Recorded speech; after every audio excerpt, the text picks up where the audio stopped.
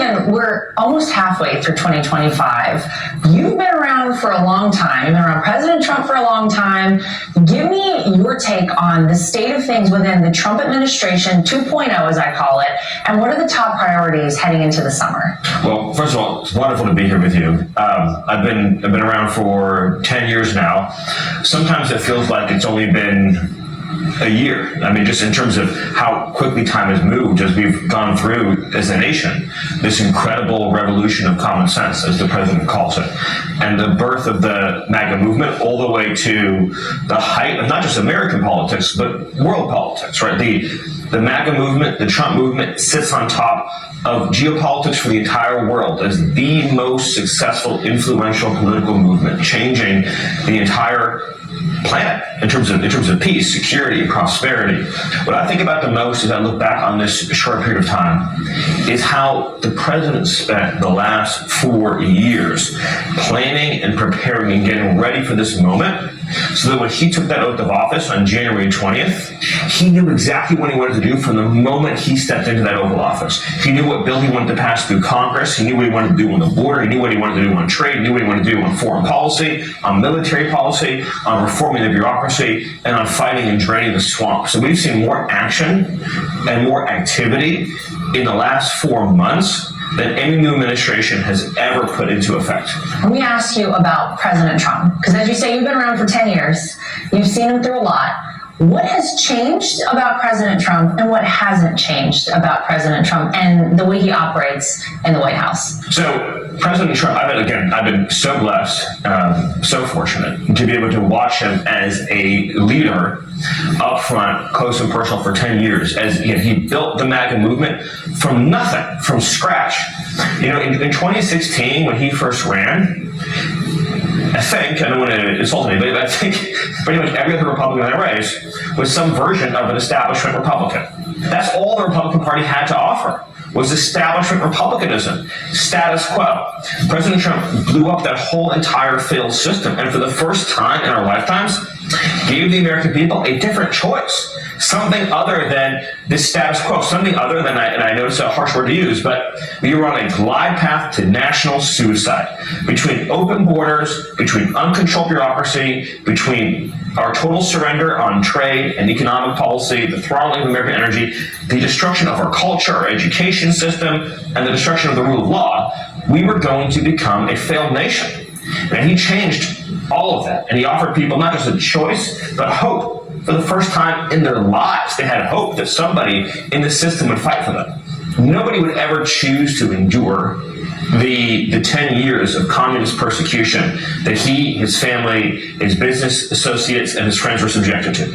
Watching him now be able to outmaneuver the left every single day, be 10 steps ahead of them at all times, just demonstrates how much they miscalculated by coming after him, because they've now made him far stronger than they could have ever possibly imagined. I've never seen any leader more determined and resolved to do the right thing. Whenever anyone brings him a problem set, he always just says, we need to do what's right for the American people. I don't care what they say about me. I don't care what they do to me. I don't care what I have to endure. We're going to do what's right for the American people. And that's what you're seeing every single day. The first term of President Trump was the most successful presidency that we have ever seen. But the second term is defying even the highest expectation of the American people have ever had. What do you think happens to the Democrats as a whole? They took things way too far on a lot of fronts. Where do you think their party goes from here?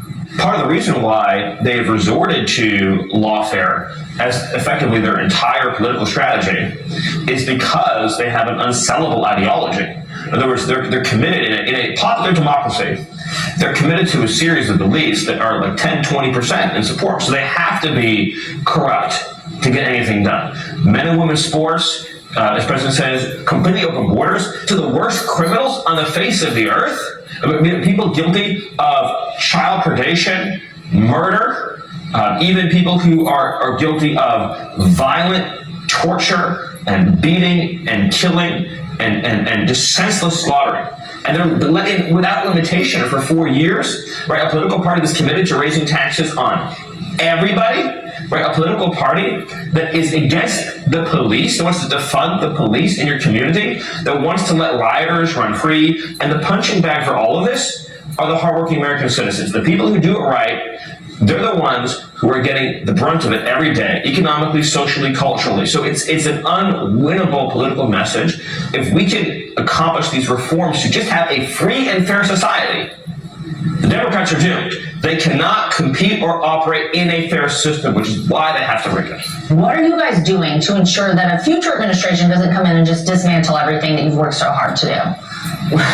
Well, it's hard for me to think that far into the future because every day is a lifetime right now. You know, we wake up in the morning under President Trump's direction, and he wants to know, what are you doing to reform higher education? What are you doing to fight violent crime? What are you doing to make our trading system fair and deal with the theft of American jobs? What are you doing to make sure that our government is responsive and accountable to the people and isn't a swampy, horrible, terrible bureaucracy? So, you know, we're so much focused on solving these crises and challenges of today. But I think my best answer to your question is that because President Trump built a movement, an entire movement, there are now a whole generation of leaders to carry on what he started and what he created. What does restoring the republic look like? I know that's basically the overall goal over this 4-year term for President Trump. You're a big player in that. So what does that mean? How do you restore the republic? When President Trump talks about restoring the republic, he means restoring a country in which the fundamental loyalty and allegiance we have is to the American citizen who does everything right. And that's why the system has been such a travesty for so long, is that the people who they work hard in a job that perhaps is thankless, nobody's appreciating them. They earn enough money, barely, to support their family, to take care of their kids, to take care of their loved ones. They follow every rule, they pay every tax no matter how outrageous. And they look around them and everybody else that isn't doing it right is getting rewarded. So the scammers and grifters in Washington, D.C. are getting rich. The illegal aliens are getting rich. The criminals are getting away with everything. So this person thinks, I've done everything right in my life, and the entire system serves everyone at my expense. Restoring the republic means that the citizen, the law-abiding, God-fearing, honest citizen, is at the center of the government's priorities and allegiance. And that's what President Trump is doing with his leadership each and every day. Now, you may not know this, but you seem to trigger a lot of folks on the left, Stephen. I know you're aware of this, but whenever you look up Stephen Miller on the internet, what you'll find online is that you actually come from a family of Jewish immigrants. Maybe you want to take an opportunity to clarify for the people out there who've painted you in a certain way what your stance on immigration actually is. I welcome the attacks from the radical left, because if they're not attacking, you're doing something wrong. But to answer your question, when my ancestors came here around the turn of the 20th century, so like around the year 1900, it was understood then that if you didn't pay your own way, nobody was going to help you. You were not going to get one dime from the federal government, right? The idea that we would bring people into this country and then put them on free health care, free welfare, free everything, paid for by hardworking American citizens is such an offense. The United States has the absolute right to decide who enters and who doesn't enter. You do not have the right to come here without the permission and approval of the host government. Everyone who comes to the country has to be vetted. Under President Trump, we are going to have an immigration system that prioritizes self-sufficiency, standing on your own two legs, supporting American values, culture, history, being able to assimilate into our country, and obeying the rule of law. Because if we don't have the rule of law, we are nothing. How can we as a society tell American citizens, if you don't pay taxes, you're going to jail. If you don't obey your local ordinances or regulations, you're going to jail. If you don't listen to every instruction the government gives you, you're going to jail. But millions of people can ignore our laws with impunity, and their only punishment is a lifetime of free welfare. It completely breaks down the entire social construct. You have these activist judges out there who are issuing these nationwide injunctions. What are you guys doing to fight back and make sure that his agenda is moving forward? These district court judges have precipitated a constitutional crisis. So there are roughly 700 district court judges nationwide. They're unelected. they serve for life, and they operate in a comparatively small geographic area. Their geography isn't the entire nation. It's just the district where they operate. The craziest, most liberal lawyer seeks out the craziest, most liberal judge out of the 700 and says, I want you to shut down this executive branch policy nationwide for the entire country.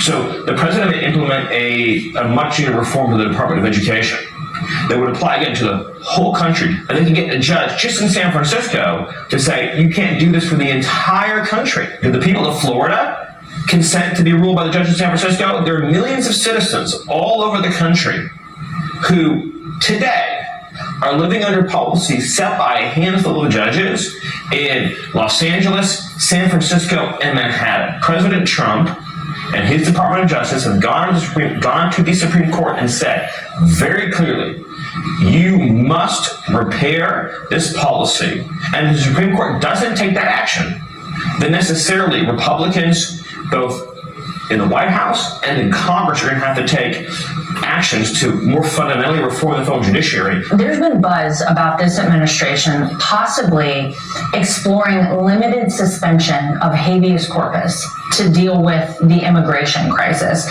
What is being considered? What does that mean? So, Congress created a body of law known as the Immigration and Nationality Act.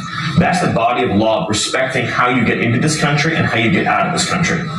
In that body of law, they explicitly said that illegal aliens are not eligible for relief from what are known as the Article 3 courts. Article 3 courts refer to the federal judiciary. And so Congress, the phrase is known as jurisdiction stripping. They actually strip jurisdiction from the district courts on all matters pertaining to deportation of aliens. Because Congress understood when these laws were passed that it is impossible to enforce a nation's borders if every illegal alien gets a federal criminal trial. In other words, the federal criminal process, which can take weeks or months or years, is designed to adjudicate specific accusations against an American citizen for the purposes of incarceration in the United States. Deportation is not a punishment. Deportation is a civil correction. And so the discussion about whether or not habeas would be limited for specific illegal aliens, not people who have any right to be here, is solely in the context of what are the options the administration would have to look at if the courts don't obey and abide by the laws that Congress enacted. And again, the Constitution invests the executive with plenary authority over matters in the conduct of foreign policy. Immigration is a foreign policy decision.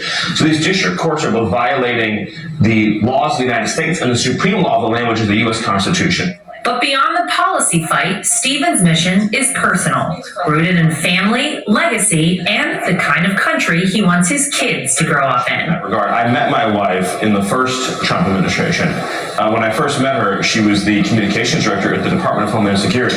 So it's very on brand, the relationship, because we were on conference calls every day on border security. Wow. I know your kids aren't fully old enough to embrace that, but what do you want them to know about their dad and all that you've been able to do? Actually, I do think about that a lot. When their dad had the chance, he joined with President Trump and the administration to fight like hell for this country and for the people that protect this country. That this administration, this government, this country defends and takes care of those who defend and take care of us. And have your kids met President Trump? Yes. What do they think? What's the takeaway? I'm very lucky because I have a photo of my daughter when she was a newborn meeting President Trump. And my daughter's always asking to see the president again. I have to explain to her that he's very busy. She is always desperate for any chance to get some FaceTime with the president. And what people don't know about President Trump, you can speak to this. Yes. He's actually great with kids. He's like a kid magnet. Yes. When kids are around, they want to be around President Trump. He's a child whisperer. The kids love President Trump. President Trump loves children. And I think that's a very important point is that this West Wing, and the Chief of Staff, Susie Wiles, has also been very clear about this too, is open to children. This is the most family-friendly work environment. You can bring your kids to work anytime you want. you shouldn't abuse this, but you can bring your kids to the Oval Office anytime you want And to. drop them off with the president for a little babysitting there. Right. But all jokes aside, Stephen's bond with President Trump is one that's helping to shape the future of America for generations to come. Finally, I know that you started early on in politics when you were in college. Would you have ever imagined Stephen Miller being in this role and playing such a big part of really restoring America and changing the future of this country? You know, I thank God every day that I've been fortunate to be in this position. I remember very clearly the first day that I went aboard the campaign plane, and the first time, I was introduced to him. The time my title was Senior Policy Advisor. I knew President Trump as not only as the candidate, but as the business title. He also was a hardcore fan of The Apprentice as well. So you can imagine how starstruck I was in this moment. And he immediately just put me at ease and began engaging in conversation. What do I think of the other candidates? What do I think the big issues are in the campaign? He just met me like a minute ago and listened to everything that I said. And that was, of course, the first of thousands of trips on the campaign plane. But he took a chance on me. He has always taken care of me and my family, everything I've ever needed. So my loyalty to him is absolute. Well, you're doing great things. We appreciate all your hard work. And thank you, Stephen Miller, for sitting down with us. Thank you.